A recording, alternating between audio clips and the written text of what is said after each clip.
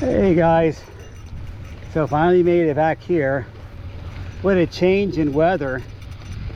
I haven't been doing much mountain biking, as you can see my previous videos. It's been mostly gravel rides and then kind of like century rides with mostly pavement. So today, get back out here on my single speed. Last time I rode my single speed, it killed me. We'll see how I feel today.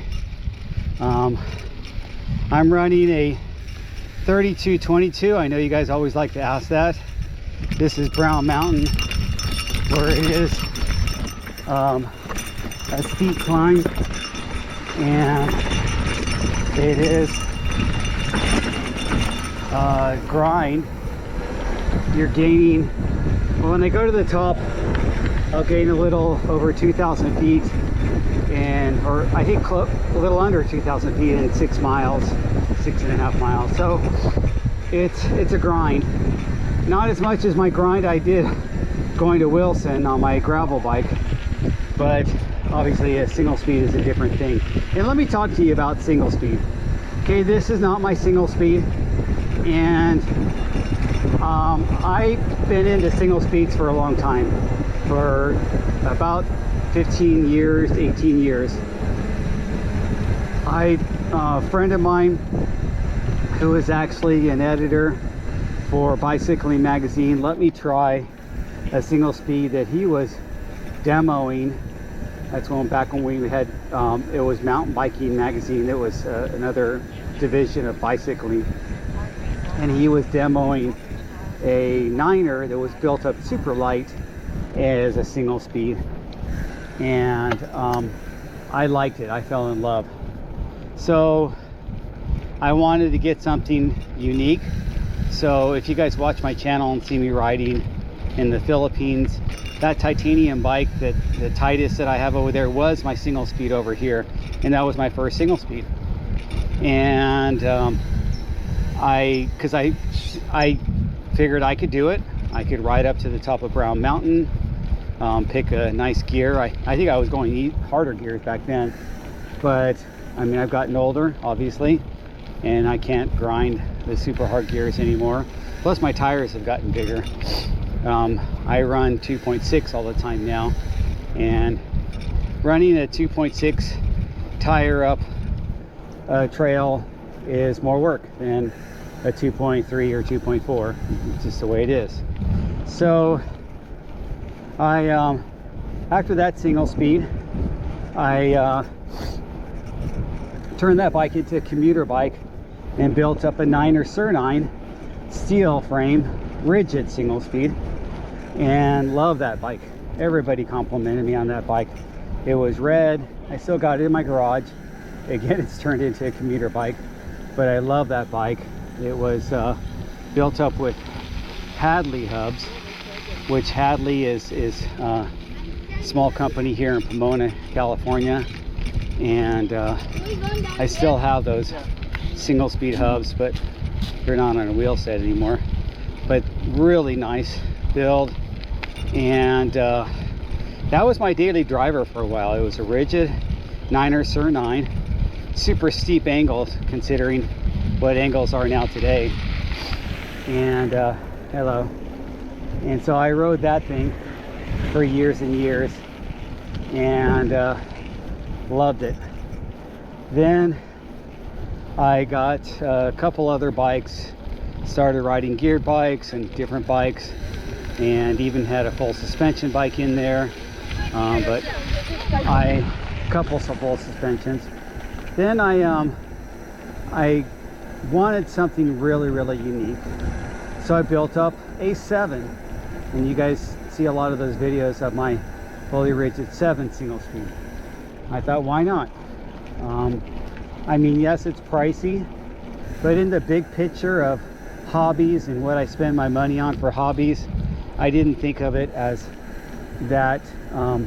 I wasn't going to be deterred by an expensive frame that's going to be a dedicated single speed, just because, I mean, I could have been fixing up a sports car or spending money on other hobbies that are much more expensive. So I thought, why not? That's not a bad deal to do a single speed that's custom around my desires as far as how I want it to fit me with the geo and everything like that. Rode the shit out of that bike for years, and there's a lot of videos of me taking the most technical lines on El Prieto and just bombing through them. And I guess I kind of overdid it on that bike, because I eventually cracked the underneath of the top tube where it intersects the head tube. And not only cracked that, but cracked the King Creek headset too. Luckily it was one of those 110 headsets, so they gave me a new one. N7 was willing to replace that frame the way it was, but being that that frame didn't have routing for a dropper post, and the geometry I felt was a little bit outdated compared to what I like to ride now, I decided just to use the credit to build up that new gravel bike that you guys see me riding. So and in between I bought this bike. So this is a Jaffe that I got from Escar. It's my second bike frame from Escar. You guys, I don't really buy completes. I find no desire to buy something that's been somebody else chose the components based on whatever reasoning that they chose them, but I find them, most of the completes, a hodgepodge of crappy components that I would end up switching out later, especially the wheels. I find no new bikes coming with nice wheels. Every once in a while they'll come with some good rims maybe, but the hubs are always DT Swiss 350 or other generic hubs that are not high-end hubs, and I really like having high-end hubs. So I built up this one, and it's pretty much sitting the way it was when I first built it up. I mean, I'm on a different wheel set today. I'm on my bird spoke wheels because I wanted to, with the bird spokes. They're amazing. Chromac rims. I've had Chromac rims before. I really liked them. Matter of fact, they're on another single speed wheel set right now with Hadley hubs, but this one happens to have the new Hope Pro 5. That's why it's so loud. So even the Hope Pro 4 single speed trials hub that they sell was higher engagement than the regular Hope Pro 4s, because they the Hope guys are in UK, and those guys in UK like to do those trials things, and they're really good at that. And so they made, and they've sponsored a few riders that do that. So hence that hub. Still have that hub. Might give it to my buddy. I was thinking of modifying it, and you can sand down the paws and make it even more higher engagement. But anyway, this bike has just been a great pleasure to ride. I've got my fastest times on El Prieto on this bike, even faster than my geared bike. Go figure. But LP is all about letting go and letting flow. It's not pedally single track at all. There's a couple pedally sections, but the most of it is how fast you can whip it around the switchbacks and how quick you can float over the chunk. So it's a lot like this, but on the way down. So before I get too out of breath, I got you guys updated. I will pull over here show you my bike.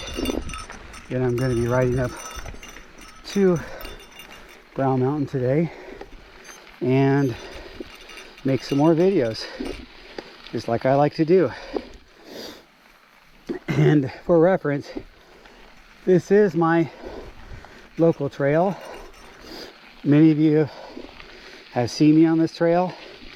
It's kind of nice when I get recognized and people go, oh, there's a guy that can clean that switchback. They asked me to show them how I cleaned it.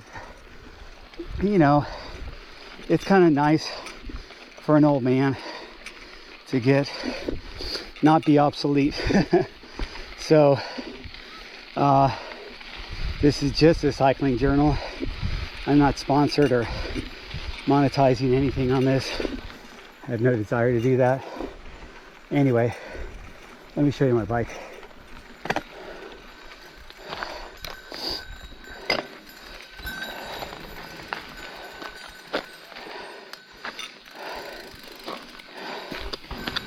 And I'll take my